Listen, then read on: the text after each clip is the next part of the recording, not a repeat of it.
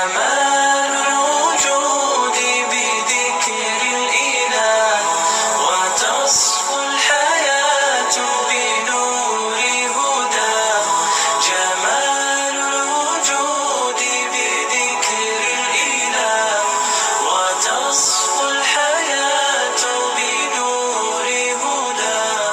وتطلب نفس له طاعة ويبلغ سعد إلى منتهى. فؤاد شغوف إلى سلام علیکم حضرت. این الله همیشه حفظتو کنه. بیرون که در مسجدایی که و پل حرام شدگی های اونا را چی حکم دارم. خیلی در اینجا هم مسئله مسجد نمیره و بسیار مسئله های امروز در ما و شما هستک همش میره و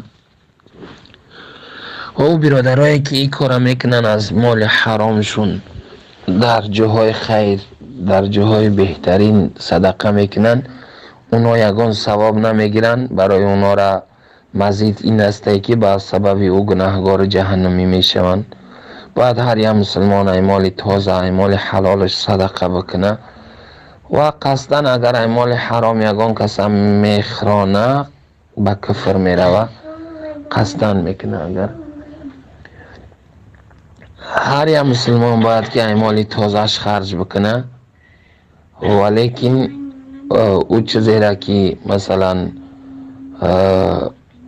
یعنی گاهی هست مثل مسجد و اینا اگر اماره میشوند بنیاد میشوند بر یعنی به مال همه میشوند، در او یگان گناه نیست دیگه در اون نماز بخوانین. لیکن کدامی که در اون خودش خرج کرده یا مال حرامش خرج کرده او فقط خودی همو گناه میگیره. مقصد همون انسان خودش گناهگار میشه و باید که او خیل نکنه. لیکن امروزا برادرها همش مبتلا هستن، مسلمان ها همش در این چیز مبتلا هستن. سودا میکنه، محنت میکنه، مقصد همون کار کرده که حرام میکنه، فریب میکنه. خیلی گویا که عروسن یا که دیگه ملتن فریب شو میکنه. میدونه که مال کیتایست کیه یا که اصلی نیسته، اصلی گفته فریبش میکنه، بیعش دوام میده. یعنی حدیث شریف در میه من غش فلیس منا، یا که قسم میخوره، حتی قسم راست هم که بخوری در بیعت حدیث شریف در میه در اون مالت برکت نمیوی. برکتش همی است که کم ترک توپش میکنی یا در ملیسه میتیش یا که میبری در یگان خاک لایده آلودش میکنی با قرض کرده با یگان جای دیگر را میرسونی، خطه برکت نداره اون مال. حتی با قسم راست هم برکت نمیوه. یعنی باید که هر یک مسلمان در چی خیل درآمد میکنه همه او را شروع توجه بده.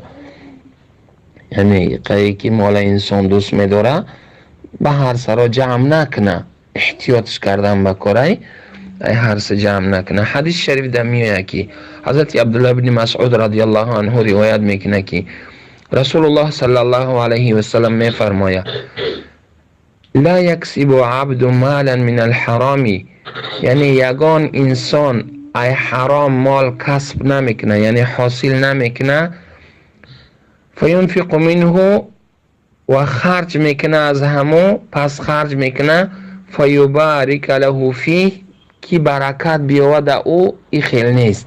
یعنی الله سبحانه و تعالی از اون مال حرامش که کسب کرده است و خرج میکنه به اهل عائلش هم یا که به کدام رم که نباشه در مسجدار هم باشه برکت بیاوید نیست.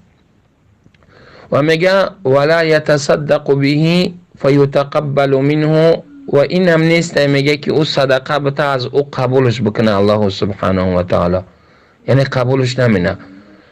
ولا یترکه خلف ظهره الا کان زاده فی الى النار، یعنی و از پشتش نمیگذارش. مقصد که صدقش که از مردست رفته است و میگه که این همین چیز یعنی فایده مندش باشن نیست، میگه بلکه در پشتی سرش که گذاشتگی یعنی صدقه کرده ماندگی در اون مسجد جامعه همیا این توشه جهنمش یا که این چیزی هسته که زیاد میکنه برای جهنمش، برای نار آتش جهنمش.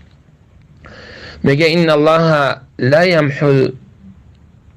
یمحو السیئه بسیئین، الله سبحانه و تعالی تازه نمیکنه بعد بر بعد، یعنی گناه های ای را به چیزای حرامش تازه نمیکنه. میگه ولکن یمحو سیئه بالحسن، لیکن الله تازه میکنه یک گناه انسان به چیزی تازه، یعنی گناهگار انسان برای گناهش خرج میکنه در راه الله یا که برای فرزنداش میته، اون فقط به چیزی پاک تازه میکنه، یعنی نجاست به نجاست شسته نمیشوه.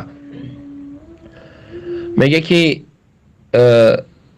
این الخبیث لا یمحو الخبیث، یعنی چیزی بد، چیزی حرام او خبیث یعنی گناه های انسان پاک نمیکنه، میگه رسول الله صلی الله علیه وسلم.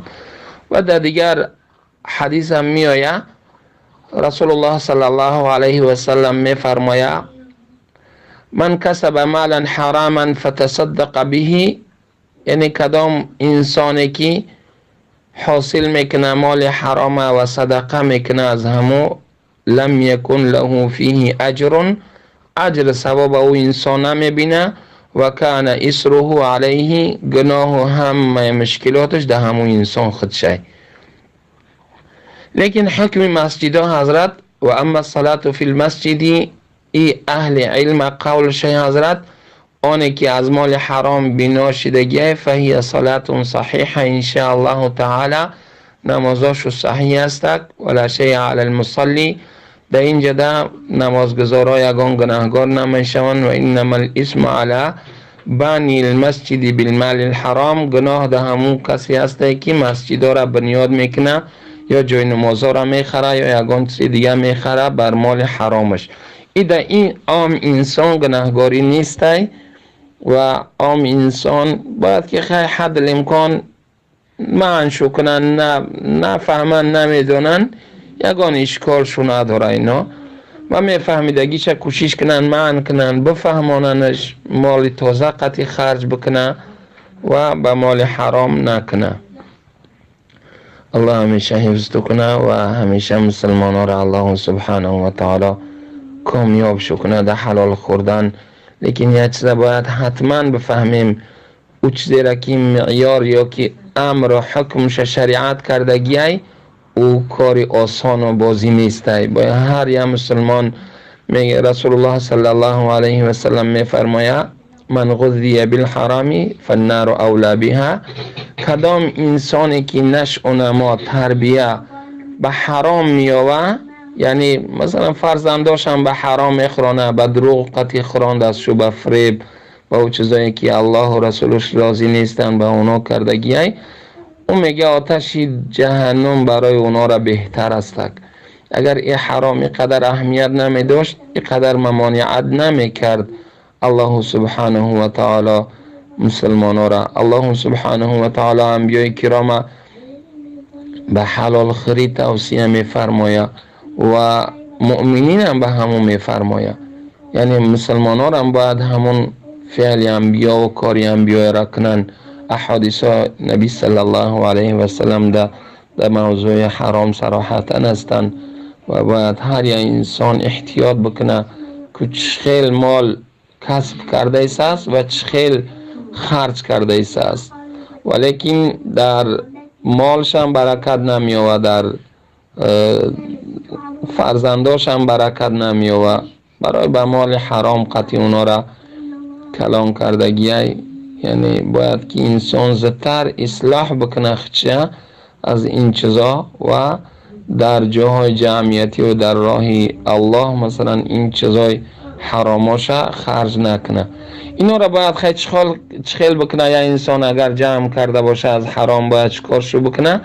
حضرت در همون بدون نیتی صدقه در همون واقعی فقیرا و نادارا همین خپ دم برابطه شو، نه نیتی صدقه بکنه نه نیتی ثواب بکنه، همونقدر که دعوا بتشو خیلی که از الله همه داریم که یعنی چیزاش نابود میشن.